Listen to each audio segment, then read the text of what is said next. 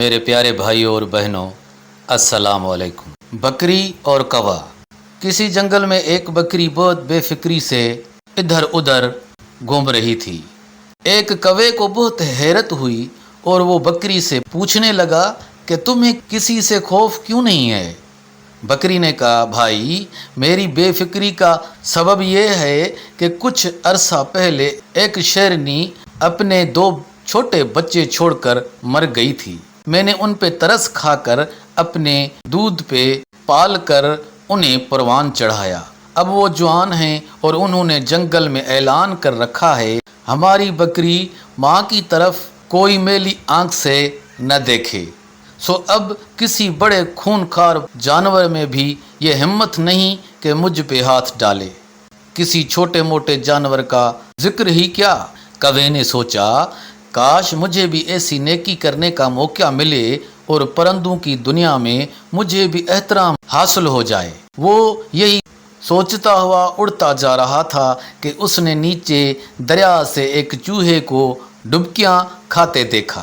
وہ فوراً نیچے اترا اور چوہے کو دریا سے نکال لایا اور ایک بڑے پتھر پہ لیٹا کر اپنے پروں سے ہوا دینے لگا تاکہ وہ خشک ہو جائے۔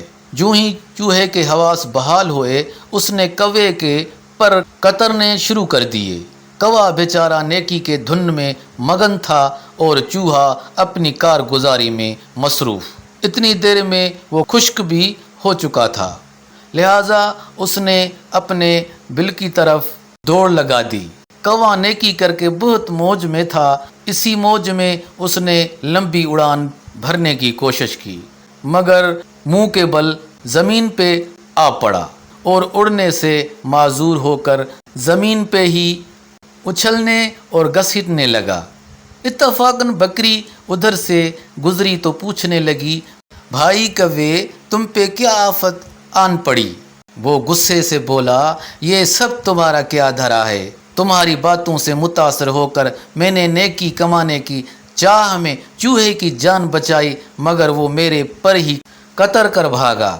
بکری ہنس پڑی اور کہنے لگی، ارے بے وقوف، اگر نیکی ہی کرنی تھی تو کسی شیر کے بچے کے ساتھ کرتے۔ چوہے کا بچہ تو اپنا چوہا پنی تو دکھائے گا۔ بدذات اور بد نسل کے ساتھ نیکی کرنے والے کا وہی حال ہوتا ہے جو تمہارا ہوا ہے۔